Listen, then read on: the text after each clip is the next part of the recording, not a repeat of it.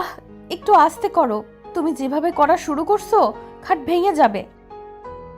আমার শরীরে এখন এনার্জি ফিরে এসেছে।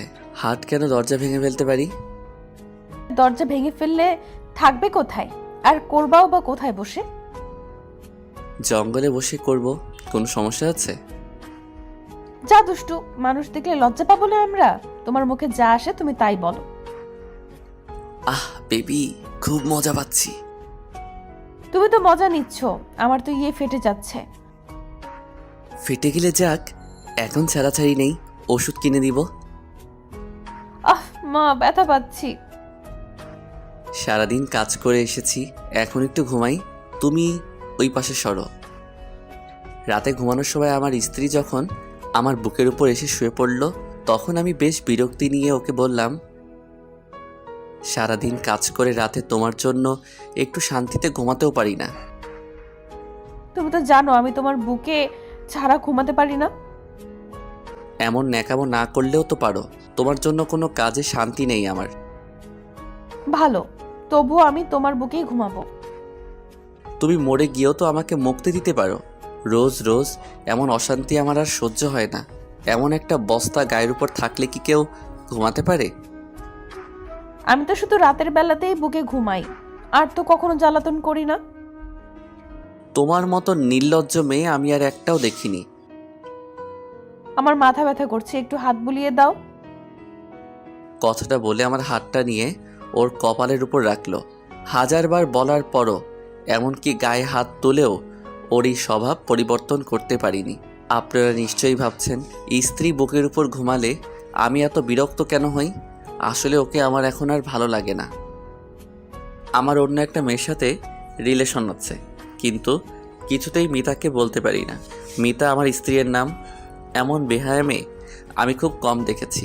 ওর জন্য রাতে কণিকার সাথে তেমন কথা বলতে পারি না। ঘুমাতে এলেই আমাকে ধরে রাখে। গায়ের সাথে মনে হয় খুব গরম কিছু লেগে আছে মনে হচ্ছে। মিতার কপালে হাত রেখে বুঝতে পারলাম ওর গা অস্বাভাবিকভাবে গরম। হয়তো জ্বর এসেছে। শীতের রাতে গরম কিছু কার না ভালো লাগে। আমি হাতটা ওর কপালের সাথে চেপে ধরে রাখলাম। ওর কিছুটা কষ্ট কমবে এই জন্য নয়, বরং এত সময় কম্বলের বাইরে রাখা হাতটা নিমিষেই গরম হবে সেই আশায়। সকাল 8টায় ঘুম ভেঙে দেখলাম মিতা আমার বুকের ওপরই ঘুমিয়ে আছে। গায়ে হাত দিয়ে বুঝলাম গা রাতের থেকে অনেক বেশি গরম হয়ে আছে। কয়েকবার ডাক দিলাম, কিন্তু কোনো সাড়া দিল না। ওকে বুকের উপর থেকে সরাতে গেলে খেয়াল করলাম আমায় বেশ শক্ত করেই ধরে আছে। তবুও ফ্রেশ হতে চলে গেলাম, কিন্তু মিতার অবস্থা ক্রমশ খারাপ হচ্ছে। তাই ওকে নিয়ে হাসপাতালে গেলাম। ওর অবস্থা অনেক বেশি খারাপ, এখনই আইসিইউতে ভর্তি করতে হবে। কিন্তু আমি ওর জন্য এত টাকা নষ্ট করতে পারবো না, তাই সাধারণ মহিলা ওয়ার্ডে ভর্তি করে দিয়ে এলাম। অফিসে এসে কণিকার সাথে গল্প জুড়ে দিলাম। মেয়েটা আমাকে ছাড়া কিছু বুঝতে চায় না। কণিকা আমার অফিসের কলিগ। ওর হাসি মুখটা যে কোনো পুরুষকে নিজের কাছে টানতে বাধ্য। তাই আমিও ওর কাছে চলে এসেছি। সারাদিন বেশ ভালো কেটে গেল। সন্ধ্যাবেলা বাড়ি এসে ফ্রেশ হয়ে খাবার টেবিলে গেলাম। না, আজ আর এই টেবিলে আমার পছন্দের কিছু রান্না করা নেই। মিতা রোজ সন্ধ্যা হলে আমার পছন্দের হালকা খাবার বানিয়ে দিত, তারপর নিজের হাতে খাইয়েও দিত। কণিকার সাথে রিলেশনে যাওয়ার পর একদিন বলেছিলাম, তোমার আমাকে খাইয়ে দিতে হবে না, নাকি বিষ মিশিয়ে এইভাবে খাওয়াতে আসো। তারপর থেকে আর কখনো খাইয়ে দিতে দেখিনি। রান্না করে টেবিলে গুছিয়ে রাখতো। আজ মিতা নেই, তাই কেউ কিছু বানিয়ে রাখিনি। খাটে গিয়ে শুয়ে কণিকার সাথে কথা বলতে লাগলাম, কিন্তু এখন ওর সাথে কথা বলতে ভালো লাগছে না। সারাদিন মিতার কোনো খোঁজ নেওয়া হয়নি। আচ্ছা, ওর কি জ্ঞান ফিরেছে, নাকি ও আর নেই? না না, আমি এসব কি ভাবছি? আরও মরে গেলেই তো আমার আর কণিকার জন্য ভালো হয়। কিন্তু মনকে কিছুতেই শান্ত করতে পারছি না। সাথে পেটও বুঝিয়ে দিচ্ছে তার খাবার চাই, কিন্তু এখন বাইরে যেতে ইচ্ছে করছে না। আনমনে বলে উঠলাম, মিতা, আজকে রাতে না খাইয়ে রাখবে নাকি? তুমি আসলেই কোনো কাজের না। দুপুরের টিফিনটাও দাওনি আজ। হঠাৎ খেয়াল আসলো মিতা হাসপাতালে ভর্তি। মেয়েটার আর কোনো খোঁজ কেন নিলাম না? সকালে একবার যেতে হবে হাসপাতালে, দেখি কেমন আছে। এখন ঘুমিয়ে পড়ি, কিন্তু শুয়ে কোনো শান্তি পাচ্ছি না। কিছুতেই ঘুম আসছে না। আজ মিতা নেই বলে কি এমন হচ্ছে? হয়তো বুকের উপর কেউ না থাকলে ঘুম আসবে না। অভ্যাসটা খারাপ হয়ে গেছে। রাত যত বাড়ছে মিতার কথা তত বেশি মনে পড়ছে, সাথে ক্ষুধাটাও বেড়ে চলছে। কিছু সময় এপাশ ওপাশ করলাম, কিন্তু ঘুমাতে পারলাম না। উঠে গিয়ে ফ্রিজ খুলে খাবার আছে কিনা দেখতে গেলাম। গিয়ে দেখলাম 2টা চিংড়ি মাছ আর কাল রাতের তরকারি রাখা, সাথে ভাতও আছে। খাবারগুলো নিয়ে টেবিলে খেতে বসলাম। হঠাৎ মনে হলো মিতা কাল রাতে খায়নি। আমি ওকে 4টা মাছ রান্না করতে দেখেছিলাম, ভালোই হয়েছে, এখন আমি খেতে পারবো। কিন্তু গলা দিয়ে নামছে না। আগে চিংড়ি মাছ রান্না হলে মিতা আমার পাশে এসে বসে থাকতো আর ম্যাও করে ডাকতো, মানে তাকে খাইয়ে দিতে হবে। চিংড়ি মাছ ওর সবথেকে পছন্দের খাবার। খাবারগুলো রেখে ঘরে চলে এলাম। হঠাৎ মনে হলো কেউ আমার বুকের উপর এসে শুয়ে পড়ছে, কিন্তু না, কেউ নেই। মিতাকে খুব দেখতে ইচ্ছে করছে। ফোনটা ব্যাক করলাম, কিন্তু এতে মিতার কোনো ছবি নেই। কণিকা সব ডিলিট করে দিয়েছিল। কিছু ভালো লাগছে না, তার বাইক নিয়ে হাসপাতালের দিকে রওনা দিলাম ওকে দেখে আসবো বলে। কিন্তু হাসপাতালে গিয়ে জানতে পারলাম এত রাতে মহিলা ওয়ার্ডে কোনো ছেলেকে ঢুকতে দিবে না। কিছু করার নেই বলে ডাক্তারের কাছে ওর খোঁজ নিতে গেলাম। সকালে যে মেয়েটাকে ভর্তি করানো হয়েছিল তার কি অবস্থা? ওনার অবস্থা খুব খারাপ, শরীর কোনো রেসপন্স করছে না, সেলাইনও টানতে পারছে না শরীর। আইসিইউতে না রাখলে যে কোনো সময়ে খারাপ কিছু হতে পারে।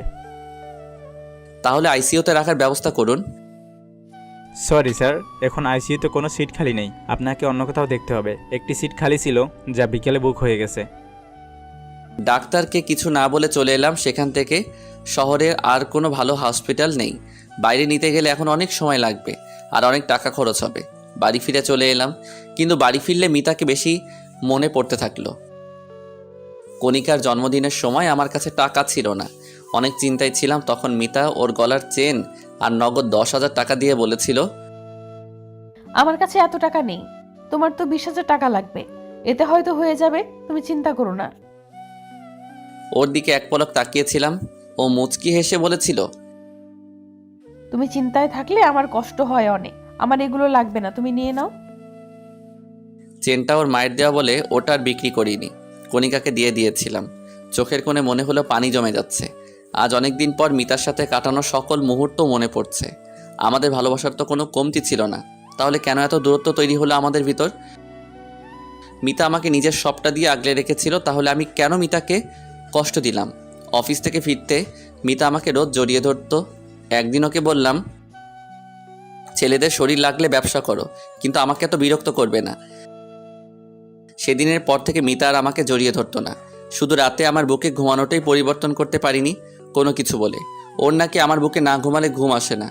আমিও ওকে একসময় বলতাম, তুমি আমার বুকে না ঘুমালে আমার ঘুম আসে না। আজ বুঝতে পারছি কথাটা আমি মিথ্যা বলতাম না। রাত 3টা বেজে গেল, এখন আমি ঘুমাতে পারিনি। সকাল হতেই হাসপাতালে চলে এলাম। আজ মিতাকে আইসিইউতে রাখবো, এখানে না হলেও অন্য কোথাও। মিতাকে ছাড়া আমি এক রাতও থাকতে পারি না। আমার সব করা কাজের জন্য মাফ চাইব, আর কষ্ট দিব না ওকে। হাসপাতালে গিয়ে জানতে পারলাম কাল রাতে একটা মেয়ে মারা গেছে।